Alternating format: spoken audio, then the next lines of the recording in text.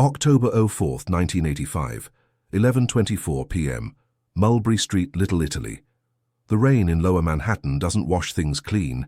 It just turns the grime into a slick, obsidian mirror. Elias Thorne, 54, adjusted the collar of a coat that had seen better decades. His hands, calloused from 18 hours of hawking knockoff watches and newspapers, were numb. The street was quiet, save for the distant hum of a street sweeper and the rhythmic thud-clack of his own uneven boots. Then he saw it, a dark leather bifold resting near a puddle outside the Ravenite Social Club. Elias picked it up. It was heavy, not just from the thick roll of $100 bills inside, but from the gravity of the name embossed on a card tucked behind the driver's license, John Gotti. The air suddenly felt thin. Elias looked toward the social club's darkened windows. He knew the stories. Everyone in the neighborhood knew the Teflon Don. This wasn't just a wallet. It was a fragment of a kingdom, a stray piece of a man who owned the very pavement Elias stood on. A man behind him cleared his throat, a sharp, metallic sound. Elias froze.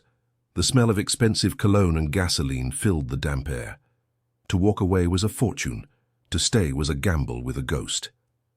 To understand how we reached this rain-slicked sidewalk, we have to look at the invisible hierarchy of 1980s New York.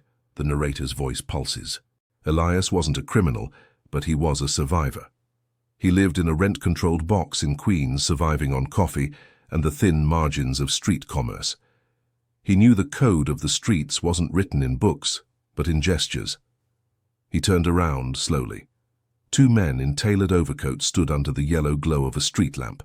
Their faces were shadows. "Looking for something, Pop?" one asked. His voice was like gravel under a silk tire. Elias held the wallet out, his fingers trembling just enough to be visible. He had a choice: lie and say he found it blocks away, or admit he was standing right where the king had stepped. Elias swallowed hard. "It belongs to the gentleman inside." The men didn't move. The silence stretched until it became a physical weight. One of them stepped forward, the light finally hitting a jagged scar across his chin. He didn't take the wallet. He just stared at Elias's eyes, searching for a spark of greed that wasn't there. The man leaned in, his breath hot against the cold night air. "You have no idea whose life you're holding in your hand right now. And he doesn't like people holding his life." October 4th, 1985, 11:32 p.m., inside the Ravenite Social Club. The interior of the Ravenite was a sharp contrast to the decaying street. It smelled of espresso, cedar, and old-school power. The lighting was low, warm, and intentional. At the center table sat John Gotti. His hair was a silver crown, perfectly coiffed, his suit a charcoal masterpiece. He was holding a glass of scotch, listening to a man whisper in his ear. When the door creaked, the room went silent. The clink of a fork hitting a plate sounded like a gunshot. Elias was led in like a prisoner. He felt the eyes of 10 made men on his back, men who measured worth in loyalty and took debt in blood. Gotti didn't look up immediately. He finished his sip, set the glass down with a deliberate clack, and then turned those predatory, intelligent eyes toward the street seller. "I hear you found my property," Gotti said. His voice was surprisingly melodic, a Brooklyn baritone that carried the weight of an apex predator. Elias placed the wallet on the table. He didn't ask for a reward. He didn't try to make a joke. "It was on the ground, Mr. Gotti. I thought you'd want it back." Behind him, the two guards closed the door. This wasn't a transaction. It was an interrogation of character. In Gotti's world, everyone wanted something. Everyone had a price. A man who returns $5,000 in cash without taking a single bill is either a saint or a setup. Gotti reached out, flipped the wallet open, and counted the bills with a flick of his thumb. "5 large," Gotti muttered. "Most guys in your shoes would be halfway to Atlantic City by now. Why aren't you?" Elias looked at the floor, then back at Gotti. "My father told me that money you didn't earn is just a loan from the devil. I don't like being in debt." A few of the men chuckled, but Gotti stayed stony-faced. He was reading Elias's body language, the slumped shoulders of a tired man, the honest grime under the fingernails. He realized this wasn't a plant by the FBI. This was a civilian who actually believed in the old ways. Gotti stood up, smoothing his tie. He walked over to Elias and placed a hand on his shoulder. It felt like a claw. "I like you, Elias, but in this city, honesty is a disease, and I think you've got a very advanced case." 3 days later, 42nd Street, Manhattan. The hustle of Midtown was a cacophony of yellow cabs and shouting tourists. Elias was back at his post, a small folding table covered in Rolexes that would turn your wrist green in a week. But something was different. The usual predators, the beat cops looking for a bribe, the local shakedown artists, weren't coming near him. A black sedan had been idling at the corner for 2 hours. It didn't move, it didn't park, it just watched. Elias felt a cold sweat prickle his neck. In the world of organized crime, a thank you from a man like Gotti is rarely just a word. It's an initiation into a shadow world. He remembered the theme of the week: loyalty is a currency. By returning the wallet, Elias hadn't just done a good deed, he had inadvertently entered a ledger. Earlier that morning, a man in a jogging suit had dropped a folded newspaper on Elias's table. Inside was a crisp $100 bill and a note. "Breakfast is on the neighborhood. No name, no instructions, just the weight of an unwanted obligation." The error wasn't returning the wallet, the narrator muses. The error was thinking the transaction ended when the door closed. As the sun began to set, casting long orange shadows between the skyscrapers, a man Elias recognized from the Ravenite, the one with the scarred chin, walked up. He didn't look at the watches. He leaned against the brick wall next to Elias. "Mr. Gotti wants to know why you're still selling garbage on the street," the man said, lighting a cigarette. "It's what I do," Elias replied, his heart hammering against his ribs. "It's an honest living." "Honest living doesn't pay the rent in Queens, Elias. We checked. You're 3 months behind. The landlord is a prick named Shapiro. He was going to evict you Monday." The man puffed a cloud of smoke. "He won't be doing that now. In fact, he's decided to give you the year for free." Elias felt the world tilting. This wasn't a gift. It was a cage. "I didn't ask for that." The man flicked the cigarette butt into the gutter. "You didn't have to ask, but now you owe the neighborhood a favor. And Mr. Gotti is ready to collect." October 10th, 1985, 2 a.m., an industrial dock in Brooklyn. The smell of salt and rotting fish was overpowering. Elias stood in the shadows of a corrugated metal warehouse, his hands shoved deep into his pockets. He felt like an actor who had walked onto the wrong stage. He was a seller of trinkets, not a man of the night. A truck pulled up, its headlights cutting through the fog. 2 men jumped out. They were nervous, scanning the perimeter. These weren't Gotti's men. These were freelancers, small-time thieves trying to move untracked electronics. The scarred man, whose name Elias now knew was Vinny, stepped out of the darkness. "Elias, go over there. Talk to them. Tell them you're the broker for the Canal Street outlet. Use the name Big Sal." "I'm not a broker," Elias whispered, his voice cracking. "I don't know anything about this." "You know how to sell, don't you?" Vinny's voice was a low growl. "Just play the part. If they think you're a civilian, they'll get twitchy. If they think you're with us, they'll stay quiet. Your face is the clean face we need for this handoff." This was the strategy. Gotti didn't need Elias for muscle. He needed him for his aura of misplaced innocence.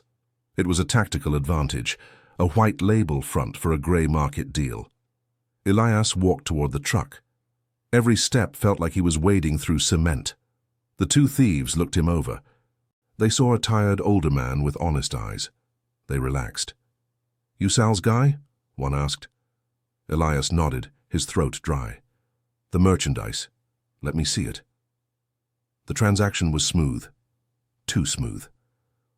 As the truck drove away, Elias felt a sickening realization. He was now an accomplice. He had used his integrity, the one thing he prized, as a mask for a crime. The decision cost him his peace of mind, but it saved him from the immediate wrath of the Gambino family. As Vinny slapped him on the back, a set of blue and red lights flickered in the distance. Not a siren, just a slow, steady pulse. "Run," Vinny said, his voice devoid of emotion. Because if they catch the honest man, the story ends tonight. November 2nd, 1985. A small diner in Ozone Park. Elias sat across from a man who looked like a tired accountant, but the man was FBI. Special Agent Miller had been trailing Gotti's associates for 3 years, and suddenly a new face had appeared on the grainy surveillance photos, a street seller from Queens. "You're out of your league, Elias," Miller said, stirring a cup of lukewarm coffee. The diner was empty, the smell of burnt grease hanging in the air. "We know about the wallet. We know about the warehouse in Brooklyn. Gotti isn't your friend. He's using you as a human shield. Yes, when the RICO indictments come down, he'll be in a silk suit and you'll be in a jumpsuit." Elias looked out the window. A black Cadillac was parked across the street. He knew Vinny was inside. He was trapped between two giants, the law and the legend. "I'm just a man who returned a wallet," Elias said, though he didn't believe it anymore. "In this city, there are no just men," Miller replied. "There are informants and there are defendants. Which one are you?" The pressure was mounting. His rent was paid, his fridge was full, and for the first time in years his shoes didn't have holes in the soles. But he couldn't sleep. Every time he closed his eyes, he saw Gotti's cold, calculating smile. He realized that the character test wasn't about whether he was honest. It was about whether he was predictable. Gotti knew Elias followed a code, and once you know a man's code, you can control him. Miller pushed a business card across the table. "Call me before the next favor, or the next time we talk, it'll be in a room without windows." Elias walked out of the diner. The wind was biting, a precursor to a harsh New York winter. He got into the Cadillac. Vinny didn't ask what the accountant wanted. He already knew. "The boss wants to see you," Vinny said. "And Elias, bring the card the Fed gave you. He hates it when people keep secrets." November 2nd, 1985, 11 p.m. A private suite, the Plaza Hotel. John Gotti was draped in a plush bathrobe, a cigar smoldering in a crystal ashtray. The room overlooked Central Park, a sea of black trees and city lights. He looked like a king in his counting house. Elias handed over the FBI agent's card. Gotti didn't even look at it. He just flicked it into the fireplace, watching the white cardstock curl and turn to ash. "They think they can use you to get to me," Gotti said, standing up. He walked over to the window. "They think I'm a monster. But I'm a businessman, Elias. I provide order where there is chaos. I provide loyalty where there is betrayal." He turned to Elias.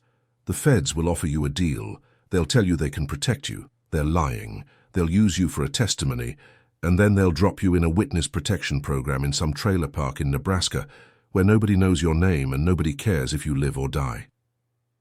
Gotti stepped closer. "Stay with me, and you're part of a family. You'll never be hungry again. You'll never be invisible again." Elias saw the trap. It was lined with velvet, but it was a trap nonetheless. Gotti was offering him reputation, the very thing a poor man craves.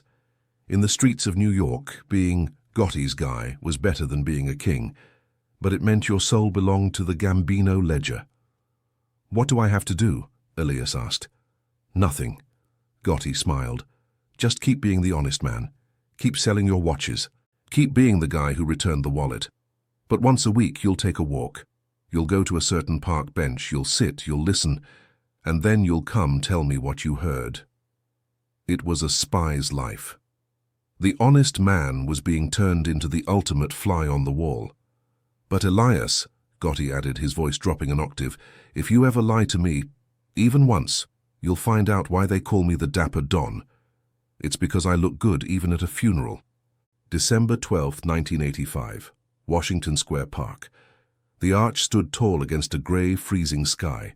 Elias sat on a wooden bench, shivering despite the new wool coat Gotti had gifted him. He was a ghost in the machine. To the world, he was just a street vendor resting his legs. To the men passing by, he was a dead drop. A man sat down next to him. He was wearing a nondescript parka. He didn't look at Elias. He just started talking to the air. "The shipment from the docks is being rerouted. The Lucchese family is moving in on the garment district. They have a mole in the 104th precinct." Elias memorized every word. He had a photographic memory, a side effect of decades of tracking prices and inventory. It was why Gotti picked him. No tapes, no wires, no paper trail, just the mind of an honest man who didn't know how to lie. As the man walked away, Elias felt a hand on his shoulder. His heart nearly stopped. He expected the FBI. He expected a hitman. It was an old woman, a regular from his street corner. "Elias, is that you? You look different. You look like you've seen a ghost." "Just the cold, Martha," he managed to say. But it wasn't just the cold. He was realizing the consequence of his décision difficile. He was now part of the machinery of death. The information he was carrying would lead to disappearances. It would lead to wars. His integrity was being used to facilitate the very thing he spent his life avoiding. The theme of power was clear. It doesn't just corrupt the holder, it corrupts everyone it touches. As he walked toward the subway to report to the Ravenite, he noticed a car following him, not the FBI, not the Gambinos. It was a beat-up Chevy with tinted windows. The Lucchese family was looking for the mole, and they had spotted the honest man. December 12, 1985, 9:45 p.m., an alleyway off Bleecker Street. The Chevy cut him off. Two men jumped out. They didn't have the polish of Gotti's crew. They were soldiers, young, hungry, and violent. They pinned Elias against a brick wall. The smell of cheap beer and damp wool was suffocating. "We saw you in the park, Pop," the lead one said, pressing a snub-nosed 38 into Elias's ribs. "Who were you talking to? What did he tell you?" Elias felt the cold metal of the gun. This was the reality of the life. No cinematic music, just the sound of his own ragged breathing and the drip of a leaky pipe.